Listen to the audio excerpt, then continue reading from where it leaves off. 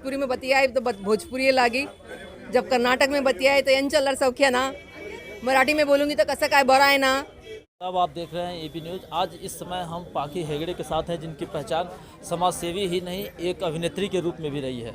Madam, पता चला कि आप मुंबई में जन्मी हैं और अचानक उत्तर भारत जो कि पूर्वांचल का बेल्ट है, कैसे मतलब आना हुआ इधर?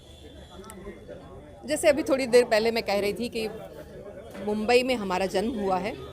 मैं कर्नाटक से हूँ और मेरा कर्म क्षेत्र भोजपुरी रहा है, तो मैं कर्म क्षेत्र से हमेशा से ही भोजपुरी रही हूँ। मैं बाहर गई कहाँ हूँ, मैं यहीं हूँ। लेकिन बड़ा कंट्राडिक्टरी है ये चीज़ें कि साउथ इंडिया, नॉर्थ इंडिया, वो भी भोजपुरी जो कि रीजनल लेवल पे बोली जाती है। कैसे सीखा आपने इसको? देखिए, मैं हूँ भारतीय और हिंदी भाषा पर मेरा वर्चस्व है। मुझे लगता है भोजपुरी हिंदी भाषा से बड़ी कनेक्टेड है और अपभ्रष्ट हिंदी है। सो मुझे बहुत ज़्यादा दिक्कत नहीं हुई सीखने में। आसानी से सीख लिया आपने? जी बिल्कुल।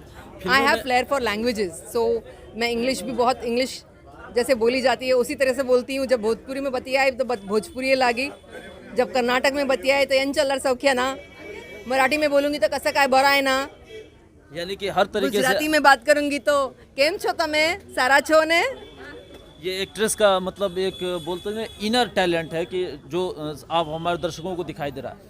अगर बात करें तो आपने एक अभी बार बार बात कर रही है कि महिला एजुकेशन और वीमेन एम्पावरमेंट, तो कुछ आप अभी नया कर रही हैं क्या? देखिए, मैंने अपना एजुकेशन कंप्लीट किया है, MBA किया है और MSW भी किया है। तो मुझे हमेशा से मेरे दिल में एक ख्वाहिश रही है कि एक बचपन से बड़े होने तक में मैंने जो दिक्कतें फील की हैं कि लड़की तो इस तरीके से रहो, उस तरीके से रहो, और जब काम करना पड़ गया तो सब कुछ छोड़ छाड़ के लड़का बन के हमने काम भी कर लिया। तो जो मुझे लगता है कि यहाँ से स्ट्रांग होता है वो कुछ भी कर सकता है। Impossible says I am possible. तो कुछ भी नहीं होगा ये नहीं है, सब कुछ हो सकता है। करने की चाह होनी चाहिए और राह दिखनी चाहिए। तो वीमेन एम्पावरमेंट को लेकर के किस तरह के स्टेप्स आप उठा रही हैं? मुझे सबसे पहला मुद्दा जो हम लोगों के बारे में बात की जाती है, औरतों के बारे में, लड़कियों के बारे में, तो सिर्फ ये दिखता है कि महिला वीक होती है। तो सबसे पहले ये वीकनेस को ख़त्म करते हैं। महिला वीक कैसे हो सकती है? वो एक बच्चे को जन्म देती है भाई, पूरी दुनिया उसी में समाई हुई है, वो कैसे वीक हो सकती है? तो उसको वीक फील कराया जाता है। मैं चाहती हूँ जहाँ से वीक फील कराया जाता है उसी को स्ट्रॉन्ग करिए। महिला सशक्त तभी होगी जब वो ग्राउंड लेवल पे काम करेगी। ग्राउंड लेवल से जब वो बड़ी होगी उसी वक्त उसके माइंड को ट्रेन किया जाए। मुझे लगता है यहाँ की हर एक बच्ची बोलेगी, जब उसको टेक्निक सिखाई जाएगी तो उसको पता होगा तो वो यहाँ से स्ट्रांग होगी। फिजिकली स्ट्रांग होना ज़रूरी नहीं है, माइंड से स्ट्रांग होना ज़रूरी है। एक मिनट के लिए पीछे ले जाना चाहूँगा, भोजपुरी पे हम बात करते हैं जी। क्योंकि ये हिंदी बेल्ट है और ये पूर्वांचल के जो कुछ डिस्ट्रिक्ट्स हैं, they are fully sound of the Bhojpuri. The question is that कि आज भोजपुरी के नाम पे जिस तरीके से दर्शकों को अश्लीलता परोसी जा रही है, तो वो तो कहीं ना कहीं समाज में गंदगी पैदा कर रही है। तो उठा के देखिए ना हमारी फिल्में, जितनी फिल्में देखनी है आप देख लीजिए। महिला सशक्तिकरण की बात हुई है और सबसे ज़्यादा क्लीन फिल्में रही है। गंदगी कहाँ नहीं होती है?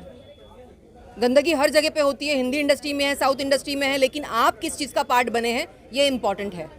मैं हर उस फिल्म का पार्ट बनी हूँ जो नारी को सम्मान देते हुए काम करती है, और उसी फिल्मों का मैं पार्ट रही हूँ हमेशा। आप मेरी जितनी फिल्में देखेंगे उन सब में कहीं ना कहीं कोई चीज़ ऐसी बोली गई है जो समाज में कोई अच्छा मैसेज पास ऑन करती है। तो डिपेंड करता है कि आप क्या करते हैं। दुनिया तो बहुत कुछ कर रही है और डिमांड है तभी सप्लाई है। डिमांड काहे करते हो भाई? जब चलेगी ही नहीं पिक्चर, जब जाके देखोगे ही नहीं अश्लील पिक्चर है, तो कहाँ से आएगा ये मुद्दा?